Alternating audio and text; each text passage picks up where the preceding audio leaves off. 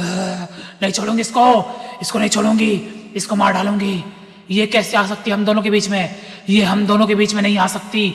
ये मेरे पति को मुझसे छीन नहीं सकती। नमस्कार दोस्तों। वीरेंद्र नाम के एक व्यक्ति अपनी लाइफ अच्छे से जी रहे थे, कोई प्रॉब्लम नहीं थी, वो शादीशुदा थे। एक दिन एक दुर्घटना की वजह से उनकी एक पत्नी की मृत्यु हो जाती है और फिर उनकी लाइफ में कुछ ऐसा घटना शुरू हो जाता है ना, जिसकी कहानी आज आप ध्यान से सुन लेंगे, इमेजिन कर लेंगे तो ठीक तरीके से सो नहीं पाएंगे। आइए जिया की जुबानी उसी डरावनी घटना की कहानी फुल डिटेल में जानते समझते हैं। ये जो घटना घटी है ना वीरेंद्र जी के साथ, ये आज से काफी साल पहले घटी थी, जब उनकी शादी हुई थी। उनकी शादी हुई तो शादी में बहुत सब कुछ अच्छा खासा चल रहा था। अपनी पत्नी से बहुत ज़्यादा प्यार करते थे। उनकी पत्नी भी उनको बहुत ज़्यादा प्यार करती थी। उनकी ज़िंदगी में ऐसा लग रहा था कि जो भी एक अधूरापन था वो कहीं ख़त्म सा हो गया है। उनकी पत्नी उनको मतलब आंखों पे बैठा के रखती थी। लेकिन बोलते हैं ना कि ऊपर वाले को कुछ और ही मंजूर होता है। एक टाइम ऐसा आता है कि दोनों की जोड़ी बहुत अच्छी थी, आसपास के लोग भी उनकी बहुत बोलते तारीफ करते थे, कितने अच्छे कपल हैं, कितनी अच्छी तरह से रहते हैं, कितनी एक दूसरे की इज्जत करते हैं। और इस जमाने के होके भी ये व्यक्ति अपनी पत्नी की इतनी इज्जत कर रहे हैं, ऐसा ऐसा बोलते थे लोग, बहुत तारीफ करते थे। लेकिन शायद किसी की नज़र लग गई उनकी पत्नी को। उनकी पत्नी अचानक से बीमार रहने लगी, बहुत ज़्यादा बीमार। इतनी बीमार रहने लगी कि अलग अलग डॉक्टर वैद्य कहाँ कहाँ नहीं दिखा रहे हैं, बहुत ट्रीटमेंट करवा रहे हैं, लेकिन बीमारी में कोई सुधार नहीं आ रहा है। वो परेशान रहने लगे। उनको ऐसा लगने लगा कि मेरी ज़िंदगी उजड़ गई है, मेरी पत्नी को ऐसा कैसे हो सकता है। उनके शायद कोई बच्चे भी नहीं हुए थे अभी, उससे पहले ही पत्नी की ऐसी हालत हो गई थी। बहुत दवाई ववाई सब करवा रहे हैं, सब ध्यान रख रहे हैं, घर वाले ही परेशान। वीरेंद्र जी खुद सूख के कांटे हो गए अपनी पत्नी के गम में। लेकिन उनकी पत्नी बीमार भी रहती थी, उनको समझाती थी, बोलती थी मैं ठीक हो जाऊंगी, आप इतना मत सोचो, हम दोनों साथ में ही रहेंगे, हमें कोई अलग नहीं कर पाएगा। वीरेंद्र जी बोलते थे ठीक हो जा, मैं तो चाहता हूँ ठीक हो जाओ। एक दिन उनकी पत्नी ऐसी शाम के टाइम में लेटी हुई थी और दोनों एक दूसरे से बात कर रहे थे। तभी अचानक से वो बोलती हैं कि अगर मुझे कुछ हो गया तो आप मुझे छोड़ के किसी और से शादी तो नहीं करोगे? वीरेंद्र जी बोलते नहीं नहीं, तुमको कुछ होगा ही नहीं और मैं किसी और को अपनी जिंदगी में कभी नहीं आने दूंगा। बोलती है उनकी पत्नी जी, कुछ भी हो जाए कोई और आपकी जिंदगी में नहीं आनी चाहिए, मैं जिंदा रहूं या नहीं रहूं, कोई और नहीं आनी चाहिए। वीरेंद्र जी बोलते फालतू बात मत करो तुम, कुछ नहीं होगा तुमको और कोई औरत मेरी जिंदगी में नहीं आएगी, इतना मत सोचो तुम। वो वैसे वो बात करते हैं और जैसे ये बात किए हैं, वीरेंद्र जी की पत्नी जी ने उनको धमकी दी है, उसके 2-3 दिन बाद ही अचानक से वो खत्म हो जाती हैं। बीमार तो काफी टाइम से चल रही थी, खत्म हो गई।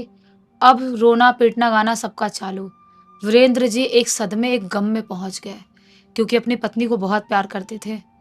उनको लगने लगा मेरी दुनिया उजड़ गई है। घर वाले लोग उनको बहुत समझाते हैं, बोलते हैं बेटा कुछ नहीं कर सकते, इतने टाइम से बीमार थी ना, तुम भी तो कोशिश कर रहे थे कि ठीक कर लोगे, कहीं ना कहीं कहाँ कहाँ लेके नहीं गए हो। दूसरे लखनऊ शहर से, लखनऊ के रहने वाले थे ये लोग, लखनऊ शहर से बाहर बाहर दूसरे बड़े बड़े शहर भी तो लेके गए हो। कुछ हुआ नहीं हुआ ना, उसका जाना लिखा ही था, वो चली गई, इतना मत सोचो। घर वाले बहुत समझाते हैं, उनकी बहनें, माता पिता, आस पड़ोस के लोग, खुद जो उनकी पत्नी जी के घर वाले थे वो भी समझाते हैं, बोलते हैं अब जो होना था वो तो हो गया ना, जाने दो। सब कुछ धीरे धीरे करते करते इस गम को भुलाने में काफी टाइम चला जाता है। वीरेंद्र जी को काफी महीने हो गए। अब घर वाले लोग दूसरी शादी के लिए फोर्स करने लगे, बोलने लगे कि ऐसी जिंदगी नहीं चलेगी, ऐसा नहीं चलेगा कि तुम बिना शादी के ऐसे ही पड़े रहो और पूरी जिंदगी बुढ़ापा भी ऐसे ही गम में निकाल दो। ये बोलते नहीं नहीं, मैं दूसरी शादी नहीं करूंगा, बिल्कुल नहीं करूंगा।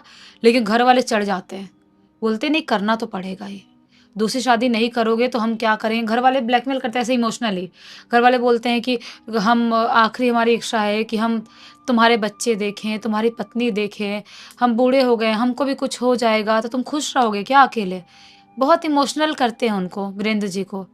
एक दिन हार पछता के बोल देते हैं ठीक है करवा दो मेरी शादी।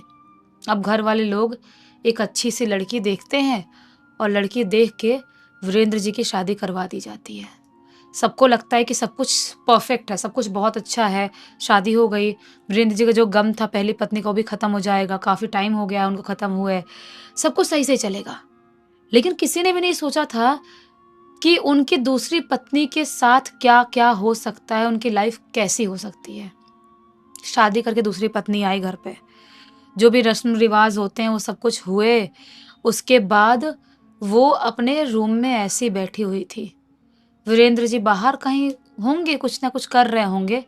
जब वो रूम में आते हैं तो अपनी पत्नी को, दूसरी पत्नी को, उनका नाम सुधा रख देते हैं, सुधा जी को देख के वो शॉक हो जाते हैं, क्योंकि सुधा जी जो थी ना, वो अजीब सा अपने कपड़े उपड़े फाड़ दी थी और सर जोर जोर से बेड पे पटक रही है और जोर जोर से चीख रही है, चिल्ला रही है,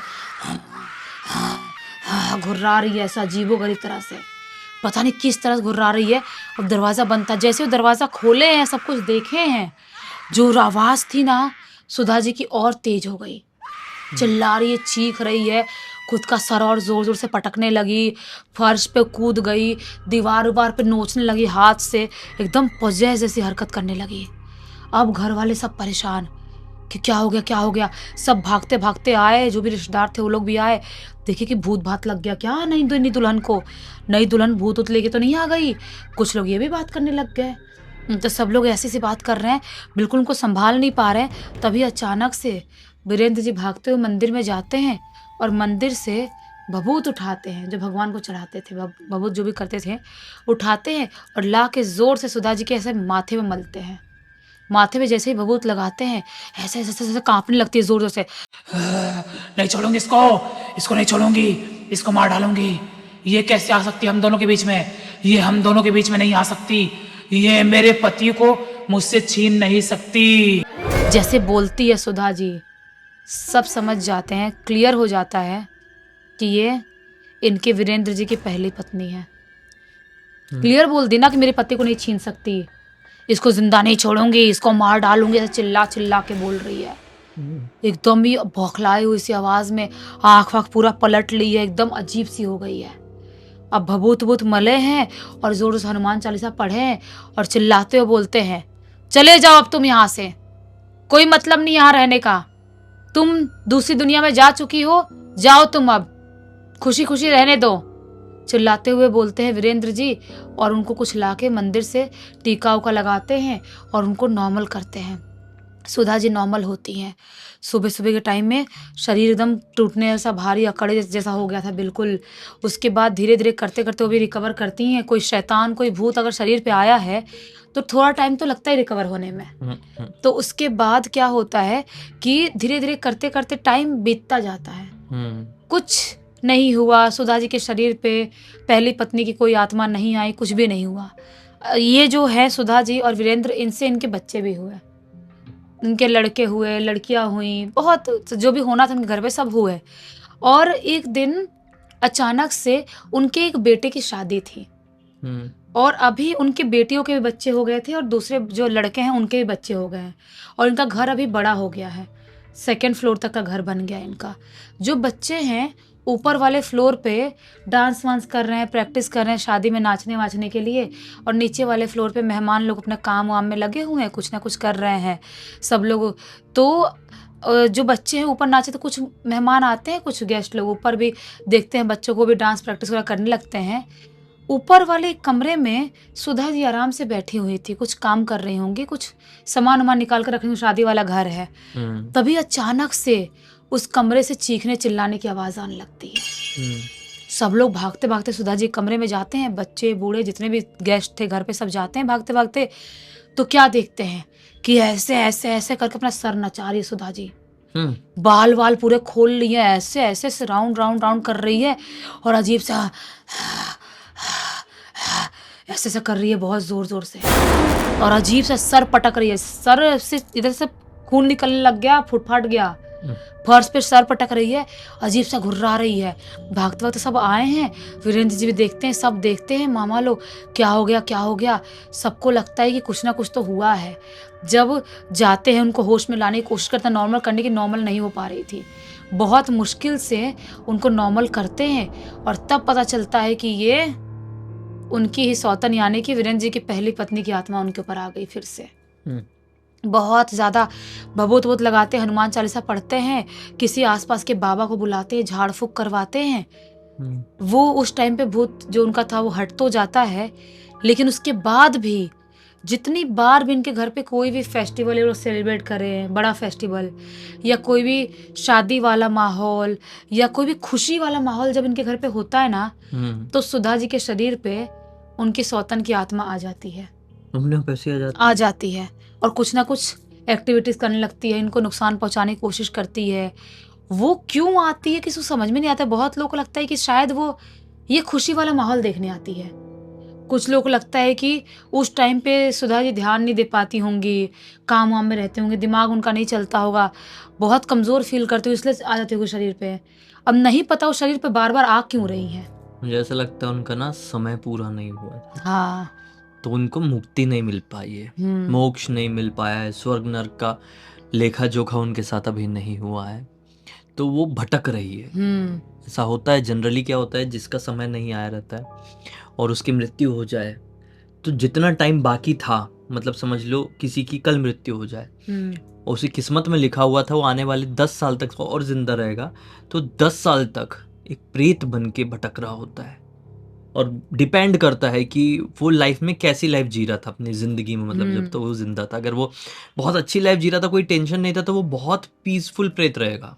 बस वो भटक रहा होगा, किसी को कोई परेशानी नहीं, किसी को कोई डिस्टर्बेंस नहीं, बस वो खुद में जितनी भी उसको परेशानियां हो रही होगी ना, खुद ही झेल रहा होगा। लेकिन अगर उसकी रियल लाइफ जो है वो बहुत ही प्रताड़ित वाली रही होगी, परेशानी भरी रही होगी, दुख वाली या निगेटिव इंसान रहा होगा वो, तो भाई वो प्रेत बनने के बाद दूसरों की वाट लगा कर रख देता है। इस केस में क्या है अभी हम डिटेल में तो समझ नहीं सकते, क्योंकि वो बीमार थी। हाँ, तो और पूरा ये ऐसी जज भी नहीं किया जाता, पूरा उसी के बारे में जज किया जा सकता है जिसके बारे में हमको सब कुछ पता है, A to Z history geography.